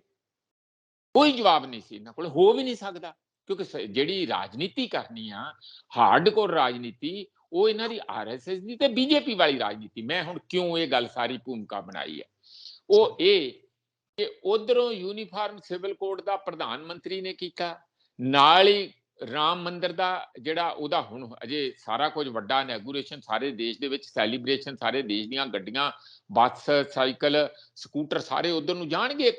ਇੱਕ ਦਿਨ ਤੇ ਜਾਣਗੇ ਜਿੱਦਣ ਉਹਦਾ ਇਨੈਗੂਰੇਸ਼ਨ ਹੋਣਾ, ਸਾਰਾ ਦੇਸ਼ ਇਕੱਠਾ ਹੋਊਗਾ। ਜਿਵੇਂ ਆਲ ਰੋਡਸ ਗੋ ਲੀਡਸ ਟੂ ਰੋਮ, ਇਹ ਹੈ ਨਾ ਕਹਾਵਤ, ਤੇ ਉਸੇ ਤਰੀਕੇ ਨਾਲ ਸਾਡਾ ਤੇ ਰੋਮ, ਫਿਰ ਇਹ ਰਾਮ ਮੰਦਿਰ ਅਯੁੱਧਿਆ ਹੋਊਗਾ, ਸਾਰੇ ਲੋਕ ਉੱਧਰ ਬੁਲਾਏ ਜਾਣਗੇ ਇੱਕ ਮੋਬਿਲਾਈਜੇਸ਼ਨ ਕਰਨ ਲਈ। ਦੂਸਰਾ ਇਹ ਜਿਹੜੀ ਗੱਲ ਸੀ ਜਿਹਦੇ ਵਿੱਚ ਇਹ ਸਾਰੀਆਂ ਗੱਲਾਂ 'ਚ ਇੱਕ ਦੂਜੇ ਨਾਲ ਇਹਨਾਂ ਦਾ ਭਾਈ ਕੰਪੀਟੀਸ਼ਨ ਹੈਗਾ ਆ, ਇੱਕੋ ਹੀ ਏਜੰਡੇ ਤੇ, ਕਿ ਮੈਂ ਜ਼ਿਆਦਾ ਕੱਟੜ ਬਹੁ ਗਿਣਤੀ ਦੇ ਹੱਕ ਵਿੱਚ ਹੈਗਾ ਜਾਂ ਉਹ ਹੈਗਾ। ਉਹਨਾਂ ਨੇ ਉਹ ਯੂਜੀਸੀ ਵਾਲਾ ਸ਼ੁਰੂ ਕਰ ਦਿੱਤਾ ਰਾਮ ਮੰਦਿਰ ਤੋਂ ਬਾਅਦ, ਧਾਰਾ 370 ਤੋਂ ਬਾਅਦ, ਤੇ ਤੀਸਰਾ ਤੀਰ ਜਿਹੜਾ ਛੱਡਿਆ ਉਹ ਯੂਸੀਸੀ ਦਾ ਛੱਡਿਆ, ਤਾਂ ਕਿ ਕੋਈ ਵੀ ਕਸਰ ਰਹਿ ਨਾ ਜਾਏ ਲੋਕਾਂ ਦੇ ਵਿੱਚ ਪਾੜਾ ਪੈਣ ਤੋਂ ਤੇ ਨਫ਼ਰਤ ਫੈਲਣ ਤੋਂ। ਹੁਣ ਤੇ ਸਿੱਧੀ ਹੋ ਜੂਗੀ, ਅੱਗ ਲੱਗੂਗੀ। ਇਹ ਸਿਸਟਮ ਦੇਖਿਓ ਸਹੀ ਕਿੱਦਾਂ ਬਣਦਾ। ਇਹਨਾਂ ਨੇ ਕੀ ਕੀਤਾ, ਉਹਨੂੰ ਸ਼ਾਬਾਸ਼ੇ ਦੇ ਦਿੱਤੀ। ਉਂਝ ਤੇ 24 ਘੰਟੇ ਕਹਿੰਦੇ ਅਨਪੜ੍ਹ ਰਾਜਾ, ਚੌਥੀ ਪਾਸ ਰਾਜਾ, ਕਹਾਣੀਆਂ ਬਣਾ ਦੱਸਦਾ। ਹੁਣ ਫਿਰ ਉਹਨਾਂ ਦੀ ਪੋਲਿਟਿਕਸ ਨੂੰ ਸ਼ਾਬਾਸ਼ੇ ਕਿਵੇਂ ਦੇ ਦਿੱਤੀ? ਸੰਦੀਪ ਪਾਠਕ ਨੇ ਕਹਾ ਕਿ ਠੀਕ ਹੈ ਜੀ, ਸਾਰੀਆਂ ਅਖਬਾਰਾਂ 'ਚ ਵੱਡੀਆਂ ਖਬਰਾਂ ਆਈਆਂ ਕਿ ਨਹੀਂ? ਜੋ ਉਹ ਆਲ ਇੰਡੀਆ ਲੈਵਲ ਤੇ ਕਰ ਰਹੇ, ਕਿਉਂਕਿ ਉਹ ਜਨਰਲ ਇਲੈਕਸ਼ਨ 'ਚ ਮੁੱਖ ਧਿਰ ਹੈਗੇ ਆ, ਇਹ ਉਹੀ ਗੱਲ ਪੰਜਾਬ ਲੈਵਲ ਤੇ ਕਰ ਰਹੇ ਆ। ਇਹਨਾਂ ਨੇ ਵੀ ਕਿਹਾ ਵੀ ਸਾਡੀ ਤੇ ਪ੍ਰੀਵਿਊ ਇੱਥੇ ਹੀ ਆ ਕਾਨੂੰਨ ਬਣਾਉਣ ਦੀ, ਤੇ ਬਣਾਤਾ ਘੱਟ ਗਿਣਤੀ ਦੇ ਵਿਰੁੱਧ। ਉਹਨਾਂ ਨੇ ਟਾਰਗੇਟ ਮੁਸਲਮਾਨਾਂ ਨੂੰ ਕਰਦਾ ਕੇਂਦਰ, ਇਹਨਾਂ ਨੇ ਸਿੱਖਾਂ ਨੂੰ ਕਰ ਲਿਆ। ਇਸ ਲਈ ਰਾਜਨੀਤੀ ਤੁਸੀਂ ਦੇਖ ਲਓ, ਹੁਣ ਦੋਵਾਂ ਨੂੰ ਜੋੜ ਕੇ ਦੇਖ ਲਓ, ਕੋਈ ਫਰਕ ਨਹੀਂ ਹੈਗਾ। ਔਰ ਇਹਨਾਂ ਨੇ ਇਹੋ ਹੀ ਕਰਨਾ, ਤੇ ਜੰਜੂਏ ਨੇ ਵੀ ਇਹੋ ਹੀ, ਜਿਹੜਾ ਪਿੰਜਰੇ ਦਾ ਤੋਤਾ ਹੋਏ ਤੇ ਉਹੋ ਹੀ ਬੋਲੂ ਜੋ ਉਹਨੂੰ ਸਿਖਾਇਆ ਗਿਆ। ਜੇ ਉਹਨੂੰ ਰਾਮ ਰਾਮ ਸਿਖਾਇਆ ਗਿਆ ਤੇ ਰਾਮ ਰਾਮ ਹੀ ਬੋਲੂਗਾ। ਇਸ ਲਈ ਇਸ ਗੱਲ ਨੂੰ ਇਸੇ ਪਰਸਪੈਕਟਿਵ 'ਚ ਸਮਝੋ ਕਿ ਹੋ ਕੀ ਸਾਡੀਆਂ ਅੱਖਾਂ ਸਾਹਮਣੇ ਰਿਹਾ, ਇੱਕ ਅਲੱਗ ਕਿਸਮ ਦੀ ਰਾਜਨੀਤੀ। ਔਰ ਇਹ ਭਾਸ਼ਾ ਇਹੋ ਜਿਹੀ ਕਿਉਂ ਕੀਤੀ ਜਾ ਰਹੀ ਹੈ, ਇਹ ਕਿਉਂ ਇਹਨੂੰ ਲੈ ਕੇ ਇੱਕ ਵੱਡੇ ਐਕਟਰ ਦੇ ਤੌਰ ਤੇ, ਰਾਜਨੀਤਿਕ ਐਕਟਰ ਤੌਰ ਤੇ ਕੇਜਰੀਵਾਲ ਤੇ ਉਹਦੀ ਝਾੜੂ ਪਾਰਟੀ ਨੂੰ ਲੈ ਕੇ ਆਏ ਆ, ਤਾਂ ਕਿ ਇਹੀ ਇੱਕ ਇਫੈਕਟਿਵਲੀ ਕਾਂਗਰਸ ਨੂੰ ਕੱਟ ਸਕਦਾ। ਕਿਉਂਕਿ ਕਾਂਗਰਸ ਤੇ ਵਿਰੋਧੀ ਪਾਰਟੀ ਹੈ ਬੀਜੇਪੀ ਦੀ, ਤੇ ਬੀਜੇਪੀ ਸਿੱਧਾ ਉਹਨੂੰ ਨਹੀਂ ਕੱਟ ਸਕਦੀ। ਇੱਕ ਹੋਰ ਉਹੋ ਜੀ ਆਪਣੀ ਹੀ, ਜਿਹਨੂੰ ਕਹਿੰਦੇ ਪਿਉਂਦ ਲਾ ਕੇ, ਇੱਕ ਹੋਰ ਉਹੋ ਜੀ ਇੱਕ ਉਸੇ ਹੀ ਰੂਪ ਦੀ ਪਾਰਟੀ ਬਣਾ ਕੇ ਉਸ ਨੂੰ ਖੇਲ 'ਚੋਂ ਹੀ ਬਾਹਰ ਕਰਤਾ ਜਾਏ, ਤਾਂ ਕਿ ਇਹ ਦੋਵੇਂ ਆਪਸ ਵਿੱਚ ਕੰਪੀਟ ਕਰਨ, ਇੱਕ ਦੂਜੇ ਦਾ ਮੁਕਾਬਲਾ ਕਰਨ, ਤੇ ਉਹਨਾਂ ਨੂੰ ਕੋਈ ਪੁੱਛੇ ਹੀ ਨਾ। ਪਰ ਉਹਨਾਂ ਨੇ, ਕਾਂਗਰਸ ਨੇ ਤੇ ਵਿਰੋਧੀ ਪਾਰਟੀਆਂ ਨੇ, ਚੰਗੀ ਗੱਲ ਸਾਡੇ ਦੇਸ਼ ਦੇ ਵਿੱਚ ਇਹ ਹੈ ਕਿ ਬੜੇ ਵੇਲੇ ਸਿਰ ਇਹ ਗੱਲ ਸਮਝ ਗਏ ਤੇ ਮੌਕਾ ਸਾਂਭ ਲਿਆ। ਖਾਸ ਕਰਕੇ ਜਿਹੜਾ ਸਾਰੀ ਪੋਲਿਟਿਕਸ 'ਚ ਮੋੜਾ ਪਿਆ, ਜੇ ਰਾਹੁਲ ਗਾਂਧੀ ਭਾਰਤ ਜੋੜੋ ਯਾਤਰਾ ਨਾ ਕਰਦੇ ਤਾਂ ਸ਼ਾਇਦ ਇਹੋ ਜੀ ਰਾਜਨੀਤੀ ਹੁਣ ਜਿੱਥੇ ਇਸ ਵੇਲੇ ਥੱਲੇ ਲੱਗੀ ਹੋਈ ਖੜੀ ਹੈ, ਇਹ ਕਿਤੇ ਦੀ ਕਿਤੇ ਪੰਜਵੇਂ, ਜੇ ਸੱਤਵੇਂ ਸਮਾਨ ਤੇ ਨਹੀਂ ਤੇ ਚੌਥੇ ਪੰਜਵੇਂ ਸਮਾਨ ਤੇ ਇਹਨਾਂ ਨੇ ਪਹੁੰਚਾਈ ਹੋਣੀ ਸੀ। ਬਿਲਕੁਲ, ਯੂਸੀਸੀ ਦੇ ਹੱਕ ਦੇ ਵਿੱਚ ਬੀਤੇ ਦਿਨ ਆਮ ਆਦਮੀ ਪਾਰਟੀ ਦੇ ਸੰਦੀਪ ਪਾਠਕ ਉਹਨਾਂ ਨੇ ਕਿਹਾ ਕਿ ਅਸੀਂ ਸਿਧਾਂਤਕ ਤੌਰ ਦੇ ਉੱਤੇ ਨਾਲ ਆ, ਪਰ ਹੁਣ ਜਦੋਂ ਉਹਨੇ ਕਿ ਮਾਨਯੋਗ ਸੁਪਰੀਮ ਕੋਰਟ ਦਾ ਰੁਖ ਇਹਨਾਂ ਨੇ ਕੀਤਾ ਆਰਡੀਨੈਂਸ ਨੂੰ ਲੈ ਕੇ, ਹੋ ਸਕਦਾ ਕਿ ਕੋਈ ਵਿੱਚ ਵਿਚਾਲੇ ਦਾ ਰਾਹ ਕੱਢ ਲਿਆ ਜਾਵੇ, ਥੋੜਾ ਇਹਨਾਂ ਨੂੰ ਵੀ ਸਾਹ ਆ ਜਾਏ ਜਿਵੇਂ ਬੀਜੇਪੀ ਨੂੰ ਸਾਹ ਲਿਆਂਦਾ ਆ। ਪਰ ਉਹ ਤਾਂ ਤਿਆਰ ਬੈਠੇ ਨੇ ਮੌਨਸੂਨ ਸੈਸ਼ਨ ਦੇ ਵਿੱਚ, ਕਹਿੰਦੇ ਕਰ ਲਓ ਜਿੰਨਾ ਵਿਰੋਧ ਹੋ ਰਿਹਾ, ਉਹ ਤਾਂ ਉਹਨੂੰ ਲੈ ਕੇ, ਯੂਸੀਸੀ ਨੂੰ ਲੈ ਕੇ ਬਿੱਲ ਆਉਣ ਦੀ ਤਿਆਰੀ ਕਰ ਰਹੇ ਨੇ। ਉੱਥੇ ਮੈਜੋਰਟੀ ਵੀ ਹੈ, ਬਹੁ ਗਿਣਤੀ ਹੈ ਉਹਨਾਂ ਦੀ, ਤੇ ਉਹਦੇ ਵਿੱਚ ਸ਼ਾਇਦ ਪਾਸ ਵੀ ਕਰਾ ਲੈਣਗੇ ਜਾਂ ਰੌਲਾ ਰੱਪਾ ਉਹ ਸਾਰਾ ਕੁਝ ਪਏਗਾ ਮੌਨਸੂਨ ਸੈਸ਼ਨ 'ਚ, ਉਹ ਵੀ ਦੇਖਣ ਵਾਲਾ ਹੋਏਗਾ। ਪਰ ਪ੍ਰੋਫੈਸਰ ਸਾਹਿਬ, ਇਹਦੇ ਵਿਚਾਲੇ ਜਿਹੜੇ ਮਣੀਪੁਰ ਦੀ ਤਸਵੀਰ ਆ, ਜਿਹੋ ਜਿਹੀਆਂ ਖਬਰਾਂ ਆ ਰਹੀਆਂ ਕਿ ਉਹਦਾ ਹੱਲ ਤਾਂ ਕੋਈ ਨਿਕਲਦਾ ਨਜ਼ਰ ਨਹੀਂ ਆਉਂਦਾ, ਇਸ ਕਰਕੇ ਸ਼ਾਇਦ ਰਾਸ਼ਟਰਪਤੀ ਰਾਜ ਵੀ ਲੱਗ ਸਕਦਾ ਉੱਥੇ। ਰਾਹੁਲ ਗਾਂਧੀ ਤਾਂ ਗੇੜਾ ਮਾਰ ਕੇ ਆਏ ਨੇ, ਉਹਨਾਂ ਨੂੰ ਕਾਫੀ ਰੋਕਿਆ ਗਿਆ, ਉਹਨਾਂ ਨੇ ਜਾਣਾ ਤਾਂ ਕਹਿੰਦੇ ਸੜਕ ਜ਼ਰੀਏ ਸੀਗਾ, ਫਿਰ ਬਾਅਦ ਚੋਂ ਹੈਲੀਕਾਪਟਰ ਦੇ ਜ਼ਰੀਏ ਸਾਰੇ ਥਾਵਾਂ ਤੇ ਲੋਕਾਂ ਨੂੰ ਮਿਲ ਕੇ ਆਏ। ਪਰ ਮੇਰੇ ਹਿਸਾਬ ਦੇ ਨਾਲ ਆਮ ਆਦਮੀ ਪਾਰਟੀ ਦੇ ਜਿਹੜੇ ਕੌਮੀ ਪ੍ਰਧਾਨ ਨੇ ਜਾਂ ਕੌਮੀ ਕਨਵੀਨਰ ਨੇ ਅਰਵਿੰਦ ਕੇਜਰੀਵਾਲ, ਇਹਨਾਂ ਨੇ ਕੋਈ ਗੇੜਾ ਨਹੀਂ ਉਧਰਲੇ ਪਾਸੇ ਮਾਰਿਆ। ਕੇਂਦਰੀ ਸਿਆਸਤ ਦੇ ਵਿੱਚ ਨਵੀਂ ਕੌਮੀ ਪਾਰਟੀ ਬਣੀ ਹੈ।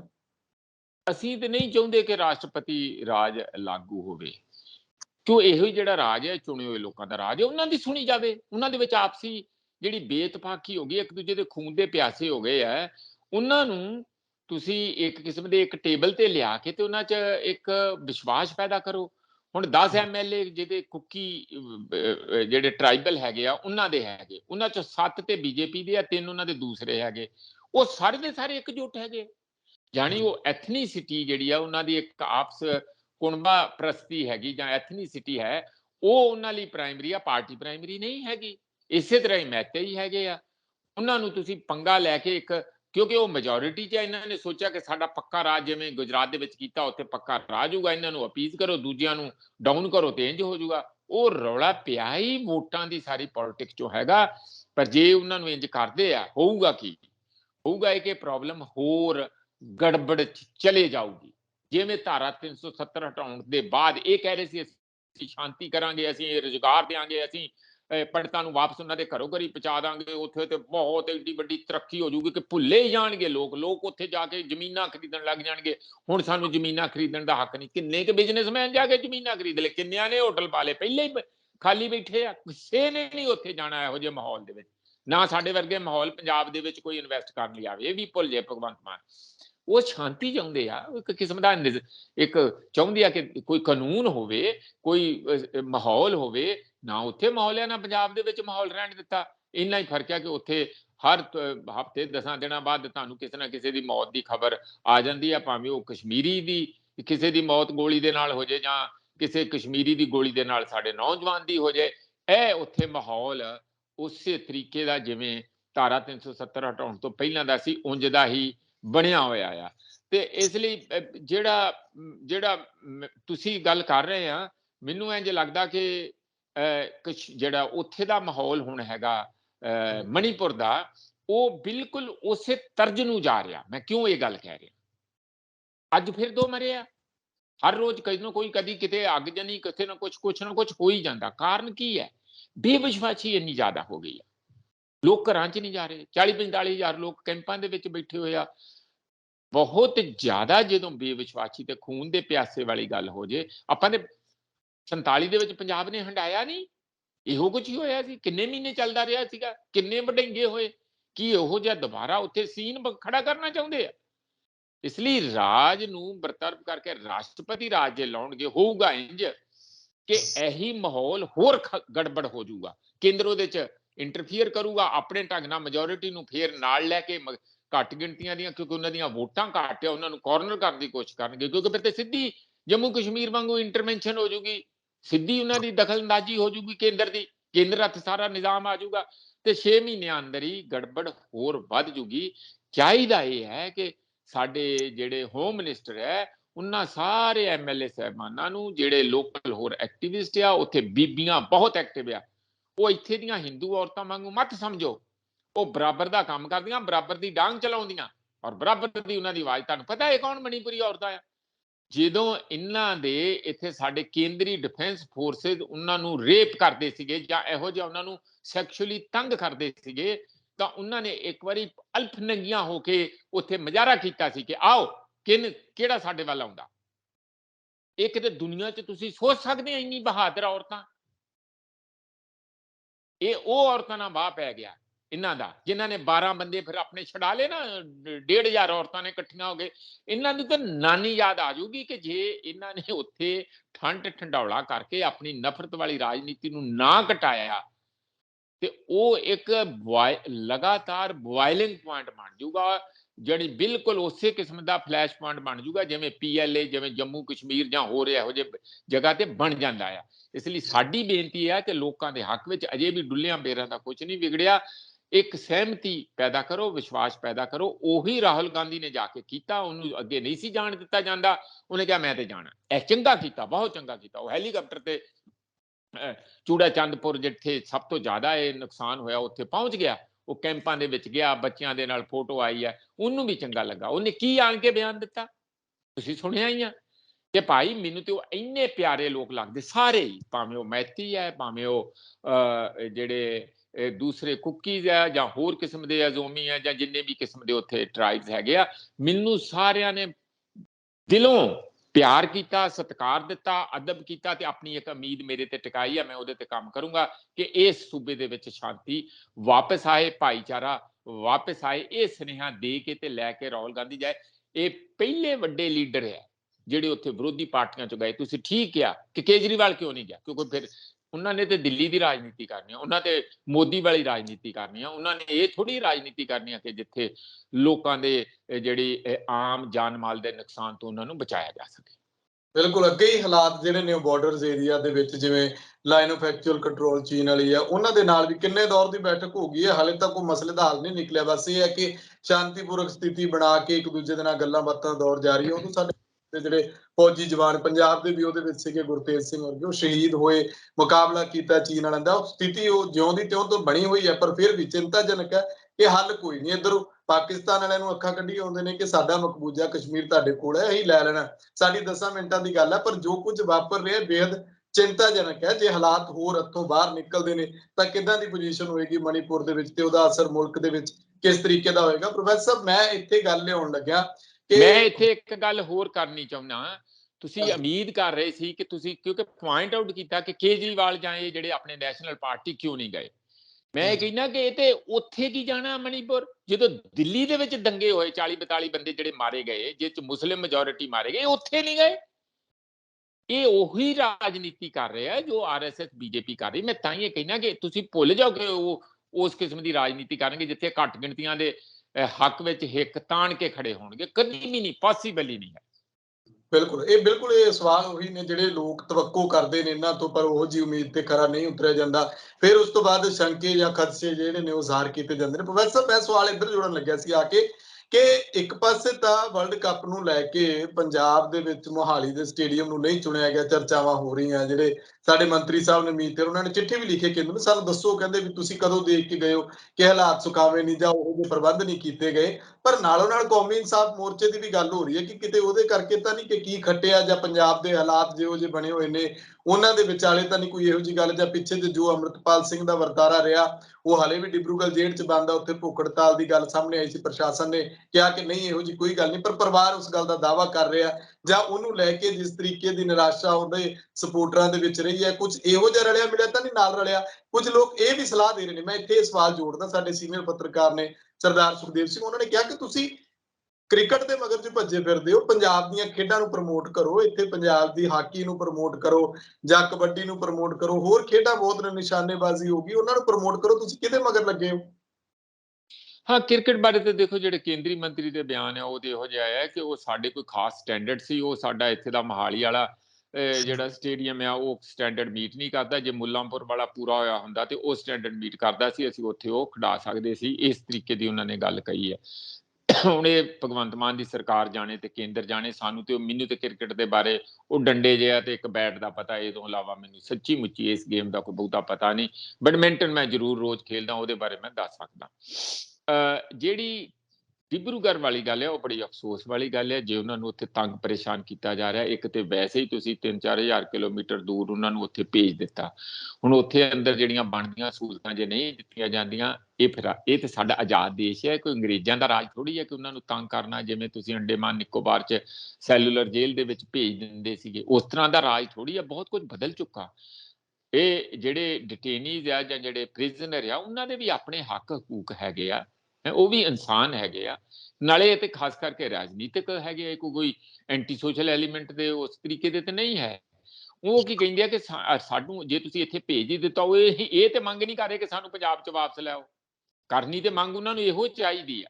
ਬਿਲਕੁਲ ਸਾਡੇ ਜਿਹੜੇ ਕੌਮੀ ਇਨਸਾਫ ਮੋਰਚੇ ਵਾਲੇ ਆ, ਉਹਨਾਂ ਨੂੰ ਵੀ ਇਹੋ ਹੀ ਮੰਗ ਕਰਨੀ ਚਾਹੀਦੀ ਹੈ ਕਿ ਸਾਡੇ ਕੈਦੀਆਂ ਨੂੰ ਸਾਡੇ ਕੋਲ ਲਿਆਓ। ਸਾਨੂੰ ਤਾਂ ਸਾਡੇ ਸੂਬੇ ਤੇ ਵਿਸ਼ਵਾਸ ਨਹੀਂ ਹੈਗਾ। ਭਗਵੰਤ ਮਾਨ ਨੂੰ ਵੀ ਇਹ ਕਹਿਣਾ ਚਾਹੀਦਾ ਉਹਨਾਂ ਨੂੰ ਵਾਪਸ ਭੇਜੋ। ਕਦੀ ਇਹ ਰਿਜ਼ੋਲਵ ਕਿਉਂ ਨਹੀਂ ਅਸੈਂਬਲੀ 'ਚ ਲੈ ਕੇ ਆਉਂਦੇ?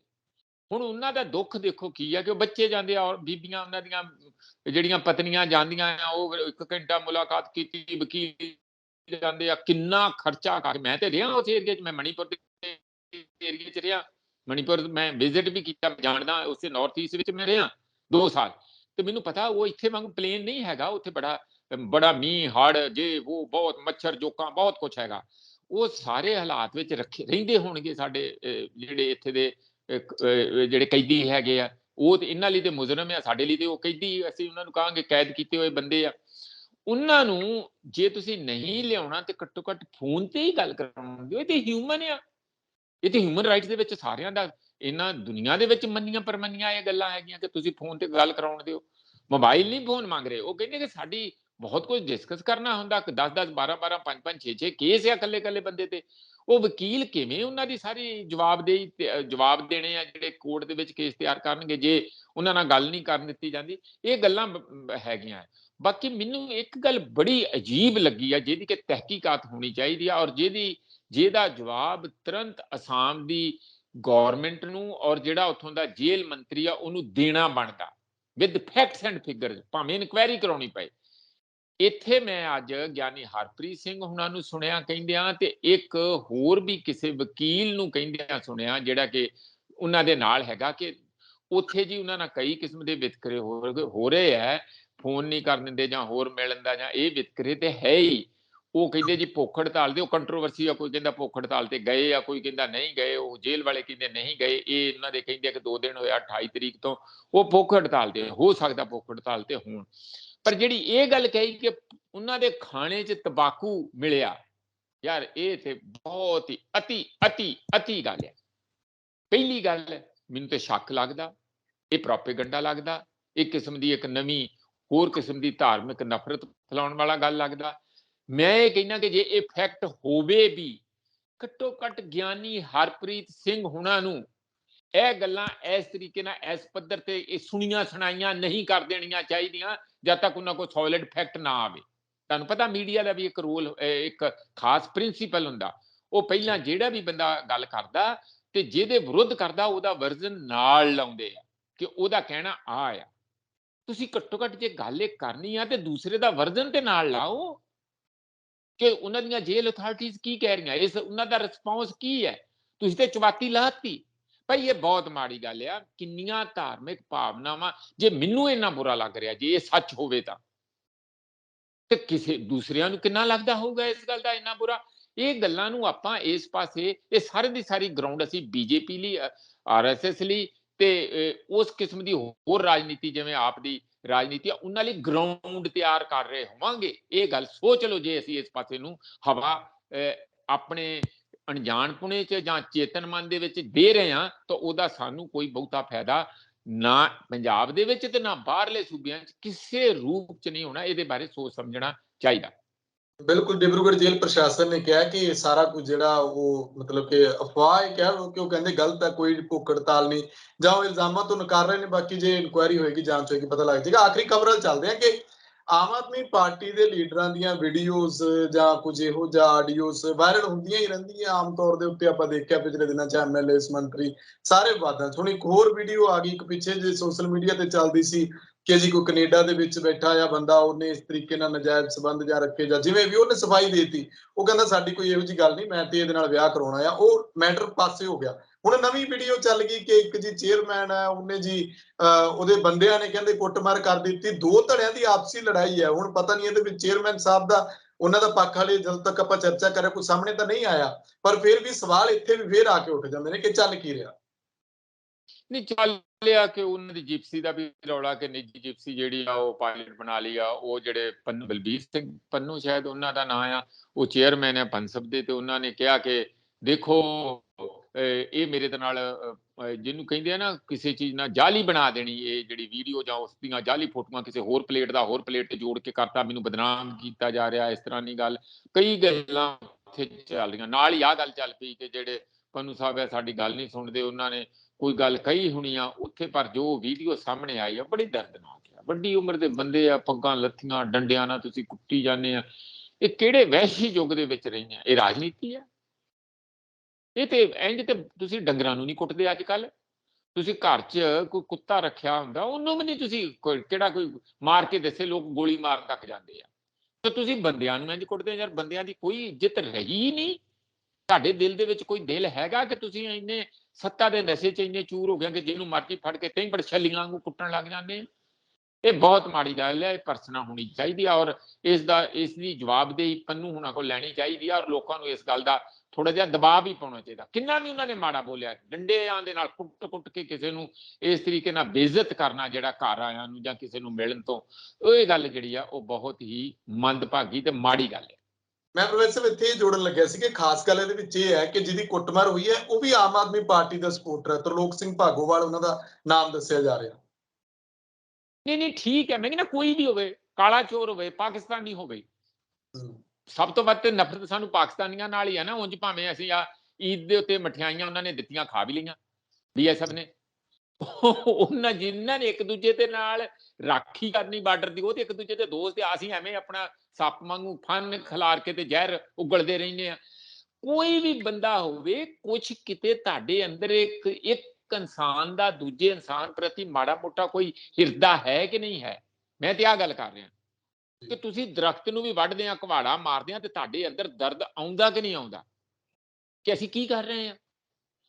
ਅਸੀਂ ਜੇ ਅਸਲੀ ਸਿੱਖ ਹਾਂ ਜਾਂ ਅਸਲੀ ਬਾਬੇ ਨਾਨਕ ਦੇ ਚੇਲੇ ਆ, ਤੇ ਜੋ ਸਾਨੂੰ ਸਿਖਾ ਕੇ ਗਏ ਉਹਦੇ ਤੇ ਮਾੜਾ ਮੋਟਾ ਤੇ ਅਮਲ ਕਰੀਏ, ਕਿ ਅਸੀਂ ਐਵੇਂ 24 ਘੰਟੇ ਜੱਡਾਂ ਵਾਂਗੂ ਆਪਣੀ ਜਿਹੜੀ ਰਾਜਨੀਤੀ ਤੇ ਆਪਣਾ ਕਿਰਦਾਰ ਤੇ ਆਪਣਾ ਸੱਭਿਆਚਾਰ ਇਹੋ ਜਿਹਾ ਹੈ। ਸਾਡਾ ਸੱਭਿਆਚਾਰ ਕੀ ਸੁਨੇਹਾ ਦੁਨੀਆ 'ਚ ਦੇਣਾ ਚਾਹੁੰਦੇ ਜਿੱਥੇ ਜਿੱਥੇ ਉਹ ਵੀਡੀਓ ਜਾਊਗੀ। ਇਸ ਲਈ ਇਹ ਗੱਲ ਦਾ ਬਿਲਕੁਲ ਲੋਕਾਂ ਵੱਲੋਂ ਭਰਸਨਾ ਹੋਣੀ ਚਾਹੀਦੀ ਹੈ, ਤੇ ਇਹ ਪੰਨੂ ਨੂੰ ਇਹਦੀ ਯੋਗ ਜਵਾਬਦੇਹੀ ਉਹਨਾਂ ਦੀ ਤੈਅ ਕਰਨੀ ਚਾਹੀਦੀ। ਬਿਲਕੁਲ ਬਿਲਕੁਲ, ਇਹ ਨਾਲੇ ਵੱਡੀ ਗੱਲ ਇਹ ਵੀ ਹੈ ਨਾ ਕਿ ਜਦੋਂ ਵੀਡੀਓ ਬਣਾ ਕੇ ਵਾਇਰਲ ਕੀਤੀ ਜਾਂਦੀ ਹੈ ਤੇ ਇੱਕ ਤਰੀਕੇ ਦਾ ਸੁਨੇਹਾ ਦਿੱਤਾ ਜਾਂਦਾ ਹੈ ਕਿ ਅਸੀਂ ਤੇ ਏਦਾਂ ਹੀ ਕਰਾਂਗੇ ਜਿਸ ਤਰੀਕੇ ਨਾਲ ਗੁੰਡਾਗਰਦੀ ਦਾ ਇੱਕ ਨਾਚ ਉਹਦੇ ਵਿੱਚ ਨਜ਼ਰ ਆ ਰਿਹਾ। ਹੁਣ ਪਤਾ ਨਹੀਂ ਦੂਜੀ ਪਾਰਟੀ ਕਿਵੇਂ ਉਹਤੇ ਕਾਰਵਾਈ ਕਰਾਂਦੀ ਹੈ। ਪੰਨੂ ਸਾਹਿਬ ਤਾਂ ਅੱਗੇ ਕਹਿੰਦੇ ਨੇ ਕਿ ਸਾਡੇ ਉੱਤੇ ਸਿਆਸੀ ਤੌਰ ਦੇ ਉੱਤੇ ਸਾਨੂੰ ਮਤਲਬ ਬਦਨਾਮ ਕਰਨ ਦੀ ਕੋਸ਼ਿਸ਼ ਹੈ। ਜਦੋਂ ਜਿਪਸੀ ਵਾਲਾ ਮਸਲਾ ਆਇਆ ਸੀ, ਹੁਣ ਇਸ ਮਸਲੇ ਜਦੋਂ ਆਪਣਾ ਪੱਖ ਦੇਣਗੇ ਅਸੀਂ ਉਹ ਵੀ ਤੁਹਾਡੇ ਸਾਹਮਣੇ ਰੱਖਾਂਗੇ। ਆਪਣੇ ਵਿਚਾਰ ਕਮੈਂਟ ਜ਼ਰੂਰ ਕਰਿਓ। ਤਖ਼ਤ ਪੰਜਾਬ ਨੂੰ ਸਬਸਕ੍ਰਾਈਬ ਕਰੋ, ਫੇਸਬੁੱਕ ਤੇ ਫੋਲੋ ਕਰੋ। ਮੈਨੂੰ ਇਜਾਜ਼ਤ ਦਿਓ, ਧੰਨਵਾਦ।